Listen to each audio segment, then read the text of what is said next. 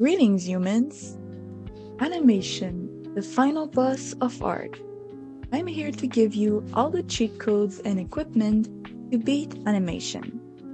Today I will be focusing on background animation. I recently posted a short tutorial on how to draw backgrounds quickly, so I recommend you go watch this video first for a more complete creative experience. This video will be separated in 3 sections: drawing preparation, animation preparation, and animating. I will add timestamps to each section, so feel free to skip to any of these sections. Before we start anything, it's crucial to have a functional drawing. Separating your layers is a key part in animation. Here's how I separate my layers. I have the foreground, which are the elements closer to the camera, the midground, which is in the middle, the first background, which is, well, the first background, and the second background that is slightly further than the previous background, and the sky. Something you have to keep in mind while creating your illustration is that the parts and layers will move. This means you have to make sure there are no layers that have blank or unfinished parts, or else they will be visible in the animation. Here's a bad example. You can see that under the foreground layer, there is no grass.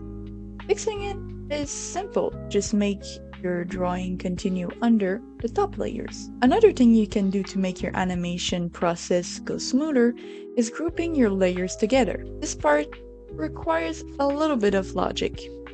You'll want to group elements that are on the same ground together. By that, I simply mean that the objects in the front will be grouped together, the objects in the middle will be together, and the objects in the back will be together. Pretty simple. I like to see grouping as secondary layers that will all move together when animating. Try to keep that in mind. Now that the drawing is prepared, you'll have to export it in Dreams. To export it in Dreams, if you're working on an Apple device, split your screen and then drag your drawing to Procreate Dreams. Then simply hold your drawing layer and select Convert to Tracks. This basically makes sure that you have all your separate layers and groups that you made earlier in your drawing. Now, there will be 2 types of movement in our animation: wraps and parallax. We'll start by adding different motion tracks. The main types we'll be using are wraps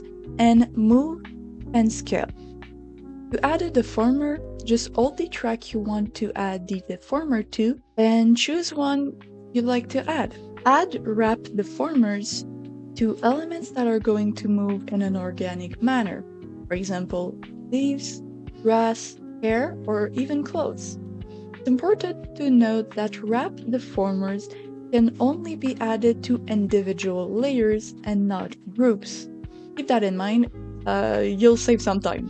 As for scale and move deformers, you'll have to add one to each of the group you created earlier. After that, on each group that has a move and scale deformer, you'll need to place the anchor point.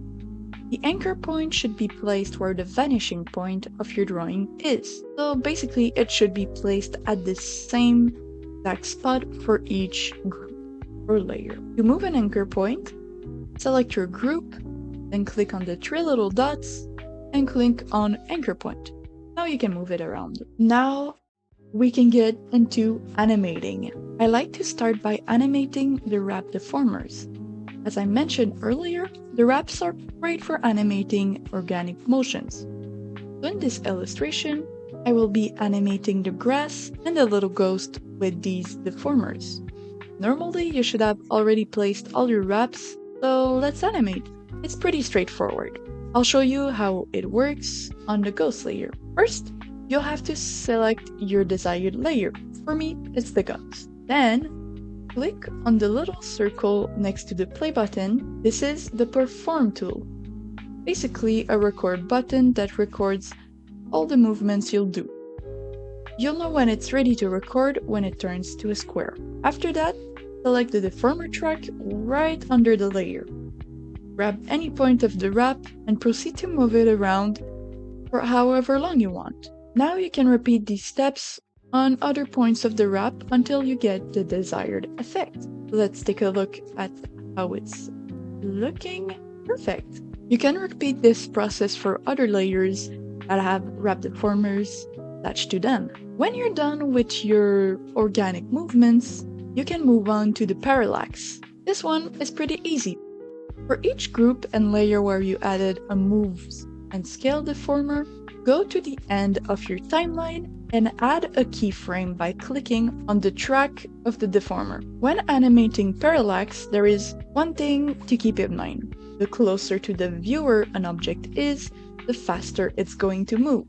In other words, the scaling of the foreground is going to be greater than the scaling on the background. So you'll have to slightly scale the background group, then you'll have to scale the next layer or group a little bit more, and so on until each layer and group is done. The last step is going back on each scale track and making the easing setting linear. To do so, press and maintain the scale deformer until you see set all easing settings, click on that button and select linear. After that, you can do the same thing for each scale track. And guess what? You're done! This is super simple when you understand how to do it. I recommend practicing a couple of times and messing around. Hopefully, you are now fully equipped to bring your drawings to life. If you have any questions, feel free to leave a comment and I'll try to answer as best as I can. For other art content, feel free to subscribe. It's 100% free. And alright, that's all I've got for this week. Till our destinies cross again.